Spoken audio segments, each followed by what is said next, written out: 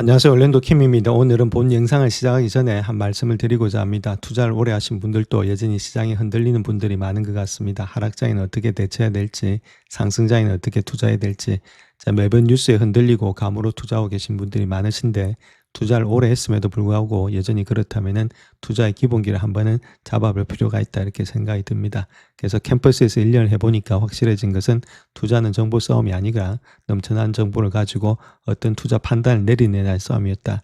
그렇게 생각이 듭니다. 그래서 캠퍼스에 있는 기업의 펀더멘탈을 직접 분석해보고 적정 주가를 계산해보고 차트를 해석해보고 내 포트폴리오 어떻게 지켜야 될지에 대해서 배우고 있습니다. 그래서 단순히 정보만 전달하는 게 아니라 스스로 판단하는 투자자가 되는 과정이라고 보시면 되겠습니다. 그래서 캠퍼스가 마침 1주년을 맞아서 새롭게 시작하는 2기를 모집하고 있습니다. 그래서 할인 혜택과 함께 초보자를 위한 기초 강의, 미국 주식 입문반 이런 것도 무료 수강권도 함께 드리고 있으니까 그런 것들 한번 참고해 보셔서 자세한 건 또 아래 댓글에 남겨놓겠습니다. 그래서 하반기 시장도 많이 움직일 것으로 보여지고 있는데 준비된 투자자에게는 기회가 되는 시장이 될 것으로 보여지고 있습니다. 그렇다면 오늘 내용을 시작해 보도록 하겠습니다. SK 하이닉스의 실적 발표가 있었는데 어닝 미스가 났죠. 그로 인해서 지금 이제 주가 자체가 많이 하락을 했다가 좀 반등이 약간 되고 있는데 그렇다면 이런 것들의 모습과 더불어서 미국의 반도체는 어떻게 움직이고 있는지에 대해서도 한번 살펴보겠습니다. 다음 요 자료 하나 보시게 되면 한국의 시니어들 있죠. 나이 드신 분들도 마진 데트를 갖다가 해가지고 9.6 트릴리언 이상을 일단 초과하고 있다 이렇게 말을 하고 있습니다. 그래서 돈을 빌려가지고 이렇게 투자하는 것들이 붐이 되고 있는데 이렇게 투자해서는 우리가 돈을 벌 수가 없다. 그렇게 말씀을 드립니다. 지고 들어가는 게임이다. 돈을 빌려서 투자하는 것은 지고 들어가는 게임입니다. 왜냐하면 시간을 기다릴 수가 없기 때문이다. 이렇게 말씀드릴 수 있겠고 갑자기 일단 너무 많이 주가가 뛴다든지 갑자기 주가가 많이 폭락을 한다든지 그렇게 했을 때는 상당히 위험한 가운데 있죠. 빌려서 투자하는 것들은 강제 청산도 마진콜도 나올 수 있으니까 그런 가운데 있기 때문에 반드시 돈을 자기 돈으로 여유 자금으로 해야만이 성공할 수 있다. 빌려서 하는 순간 일단 지고 들어가는 게임이다. 그렇게 보시면 되겠습니다. 작년 대비해서는 엄청나게 올라갔죠. 매출 자체가 51%, 그다음 오퍼레이팅 프로핏도 61%, 넷인컴도 133% 올라갔다 이렇게 보면 되는데 물론 이제 이거 가지고 지금 이제 시장이 이야기하는 건 아니죠. SK 하이닉스 실적부터 한번 보고 가겠습니다. 매출이 있죠. 57.7빌리언 예측했는데 54.5빌리언에서 미스가 났고 오퍼레이팅 프로핏 영업이익도 44.2빌리언 예측했는데 41.6빌리언으로서 미스가 났다는 거죠. 두 개 다 미스가 나니까 주가가 폭락할 수밖에 없겠죠.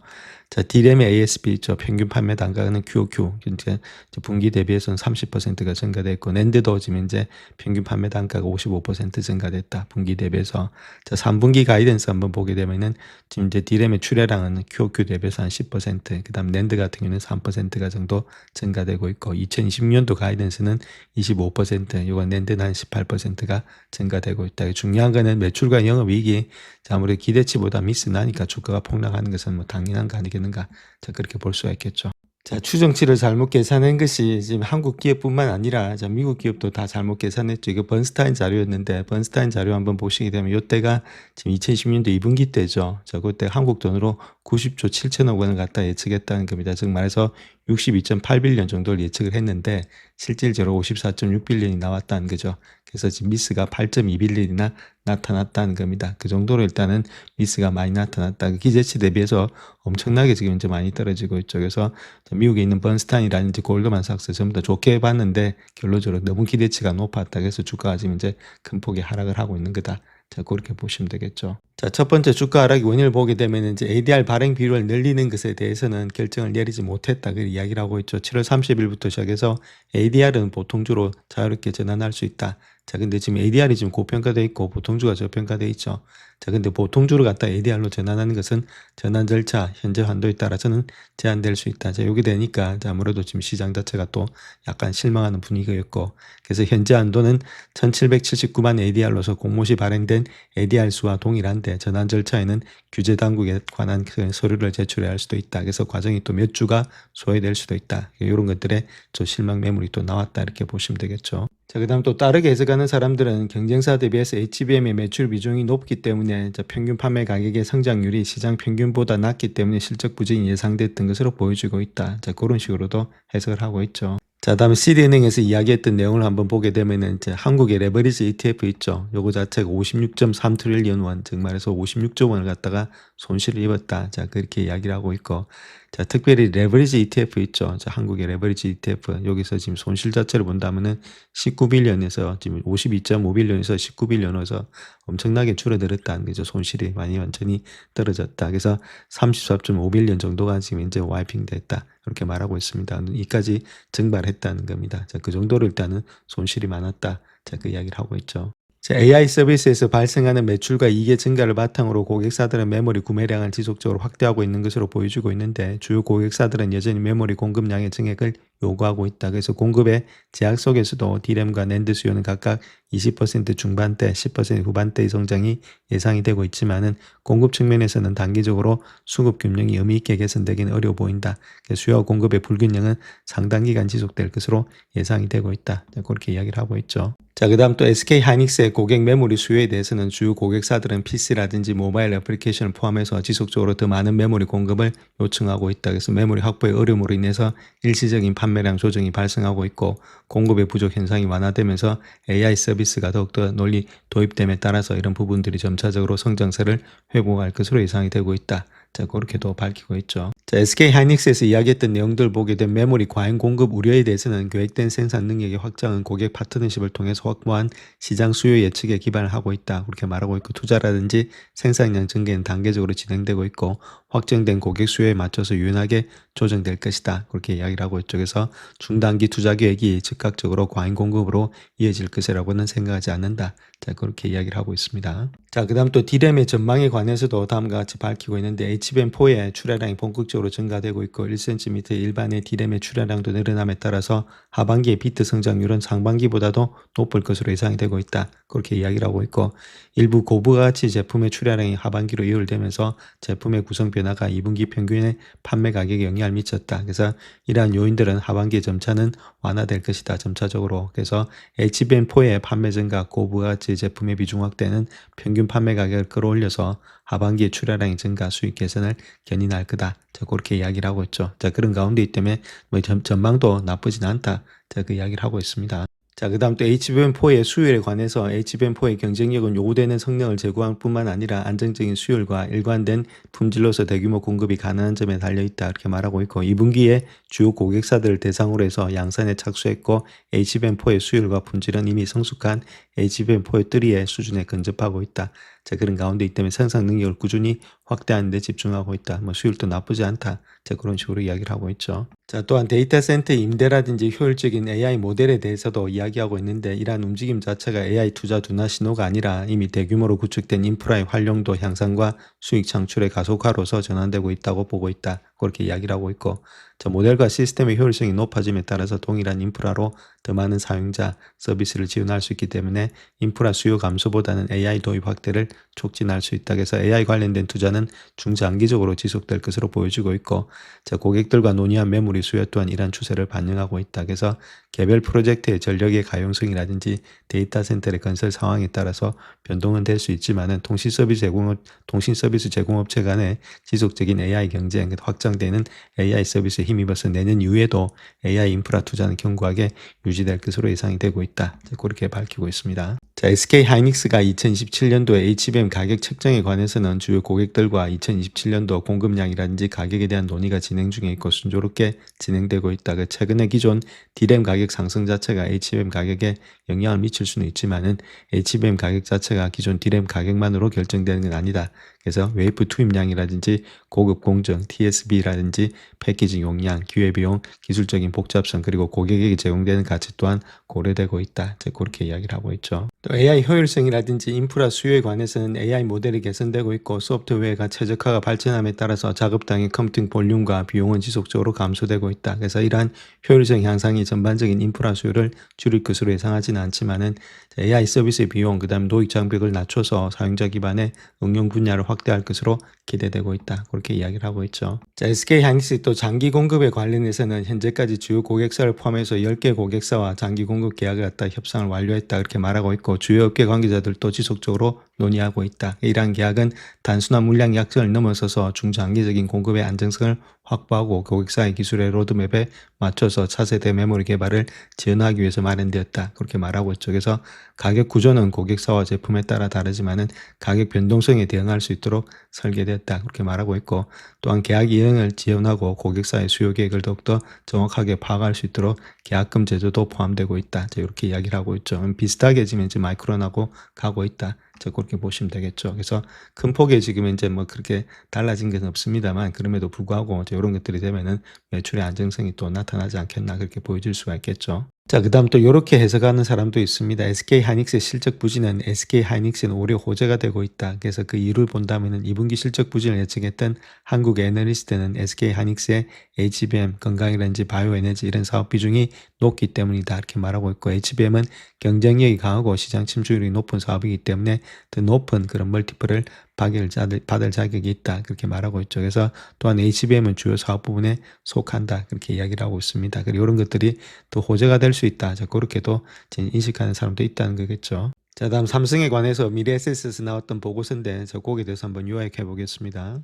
자, 그래서 그 내용대로 한번 보게 되면 미래에셋증권은 삼성전자의 목표 주가를 55만 원에서 37만 원으로 하향 조정한다. 그렇게 말하고 있고 매수 의견을 유지하면서 22만 원 대비해서는 68%의 상승 여력이 있다. 자, 그렇게 이야기를 하고 있는데 자, 이번에 하향 조정은 낸드 가격의 전망 약화, 그다음 중국의 반도체 소자의 현지화 노력에 대한 불확실성 때문이다. 자, 그렇게 이야기를 하고 있고, 자, 특별히 중국의 반도체 소자 현지화가 2028년도까지 실적 전망에 미친 영향은 제한적이다. 2028년도까지는. 그래서 지금은 PER을 조정한 것이 주가 수익의 성장률을 하향 조정한 것은 아니다. 그렇게 말하고 있고, 자, 그래서 현재 주가 기준에서는 2010년도 예상 밸류에이션 매우 매력적이다. PER은 4.5배, PBR은 1.9배로서 글로벌 경쟁사 대비해서 상당히 낮다. 그래서 2분기의 잠정 실적은 이미 171조 원의 매출, 89조 4천억 원의 영업이익을 기록했기 때문에 성장세를 보여주고 있다. 진정한 매력은 주주 수익률에 있다. 자, 그 이야기를 하고 있고, 그래서 삼성이 2010년도까지 프리캐시플로의 50%를 배당금, 자사주 매입에 계속해서 투자한다면은 보통 주의 지금 배당주 수익률은 6.7에서 9.3%에 도달할 수 있다. 그렇게 말하고 있고, 2027년도부터는 3년간의 프리캐시플로가 800조 원을 넘어설 것으로 예상되기 때문에 기본 배당금 추가 인상을 갖다가 뒷받침할 수 있다. 그래서 최고점 대비 50% 이상 하락했음에도 불구하고 펀더멘탈은 여전히 견고하면서 배당 수익률은 더욱더 매력적이다. 장기 투자자에게는 7월 30일 실적 발표를 앞두고 좋은 투자 기회가 될 것으로 보여지고 있다. 이렇게 말하고 있죠. 그래서 실적 발표에서 장기 투자 계약의 LTA 조건, 그다음에 HBM의 성장, 그리고 자사주 매입의 가능성 이런 것들이 주요 논의 주제가 될 것으로 보여지고 있다. 그 이야기를 하고 있죠. 자, SK하이닉스가 한 9.42% 하락한 140만 원대를 기록했는데 일단 요 저점이 있죠. 그러니까 요 직전 고점 때 아무래도 일단 내려온다 하더라도 요까지는 일단 지켜줄 것으로 보여지고 있습니다. 그러니까 최소한의 마지노선 있죠. 자, 그것이 100만 원대인데 자, 그 밑에까지 내려왔을 때는 반등이 일어날 수가 있다. 근데 요번에 한 120만 원대까지 내려왔죠. 자, 그런 모양이 있고, 그런 모양의 결론을 일단은 추세 하단 라인이라는 겁니다. 그래서 알고리즘 매매가 이렇게 추세 하단 라인에서 계속해서 들어오고 있다. 이렇게 보시면 되겠죠. 자, 그 정도로 지금 이제 기계적인 매매들이 많이 일어나고 있다. 이렇게 보시면 되겠습니다. 그래서 어느 정도 하락했을 때 추세 라인대에 부딪혀질 때 반등이 나고 있다. 기술적인 일단은 반등이 좀 나온 거 아니냐. 자, 그렇게 볼 수가 있겠죠. 자, 그런 가운데 있기 때문에 자, 요까지 일단 하락했다는 것은 어느 정도 거래량이 많이 늘어났죠. 자, 그런 가운데 투매가 계속해서 나오고 있다. 이렇게 보시면 되겠습니다. 이런 것들이 지금 이제 없어지면서 마진 데트라든지 아니면 이제 그런 것들이 있죠. 레버리지 거래들이 없어지면서 조금만 이제부터는 큰 폭의 일단 하락보다는 옆으로 좀 많이 길 가능성이 많이 있다. 이렇게 보시면 되겠죠. 그래서 또 시간과 기간 조정이 좀 많이 걸릴 것으로 보여지고 있습니다. 일단은 악재란 악재는 다 나왔고 이제 삼성전자 악재만 나오면 끝난다. 이렇게 보면 되겠죠. 그런 것들이 실적, 그 다음에 앞으로 있을 여러 가지 하이퍼스케일이라든지 금리 이런 것들이 나오면 거의 다 끝나간다. 자, 그렇게 했을 때는 주가는 옆으로 눕는다. 자, 그렇게 먼저 말씀을 드릴 수가 있겠습니다. 자, 그런데 여기서 우리가 한번 알아봐야 될 것이 큰 손들 있죠. 지금 엄청나게 돈 많은 사람들. 자, 그런 사람들 입장에서 본다면 거래량이 이렇게 터지면서 내려왔을 때가 좀 매수의 관점에서 한번 들어가 볼 수 있는 자리가 되지 않겠는가. 자, 그런 걸 보기 위해서는 밸류에이션을 봐야 되겠죠. 그래서 PB 레이쇼 있죠. 요거 자체를 봤을 때는 지금 이제 4.19 정도 나타나고 있습니다. 상당히 많이 내려왔다는 겁니다.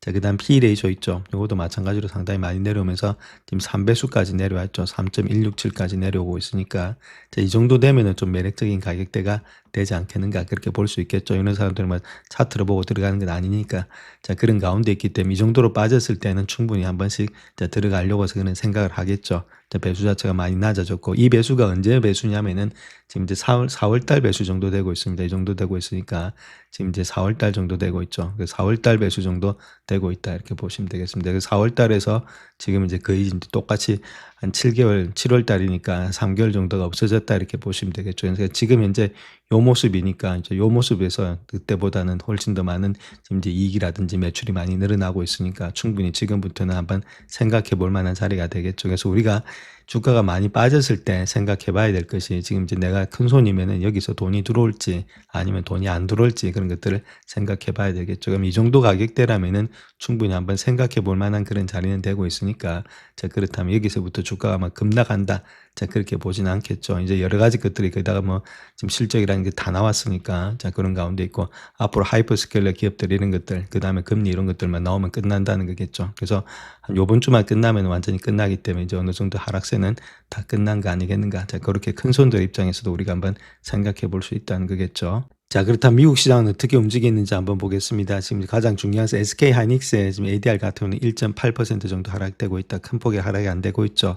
D램도 한 2.83, 마이크론 테크놀로지가 1.49% 하락되고 있고, 샌디스크가 한 3%, 웨스턴 디스트는 도로 상승되고 있고, 시게이트는 실적이 좋았으니까 한 4% 상승. 그러니까 전반적으로 봤을 때 막 지금 이제 큰 폭으로 하락되고 있는 것은 아니고 약간의 일단은 소강 상태가 보여지고 있다. 삭스 지수가 한 1% 정도 하락이 되고 있다. 이렇게 보면 되겠죠. 그래서 반도체 지수 역시도 지금 이제 그렇게 큰 폭으로 SK 하이닉스 때문에 큰 폭의 하락은 있지 않고 약간의 지금 이제 하락이 있다. 이렇게 보시면 되겠습니다. 그래서 전반적으로 이제 서서히 일단은 이런 것들이 좀 거쳐가는 시간들이 되지 않겠는가. 그래서 중요한 거는 하이퍼스케일러 그다음 금리 자, 그런 것들이 나오고 나면 7월 말 중심으로 해서 자, 거의 다 끝나가는데 중요한 거는 일단 휴티라든지 이쪽에서 좀 아무래도 석유값 자체를 갖다가 어떻게 가져갈지에 따라서 시장 자체가 또 변동이 될 수 있다. 자, 그렇게 보시면 되겠죠. 영상을 끝까지 시청해 주셔서 감사합니다. 영상이 도움이 되셨다면 구독과 좋아요 부탁드립니다. 감사합니다.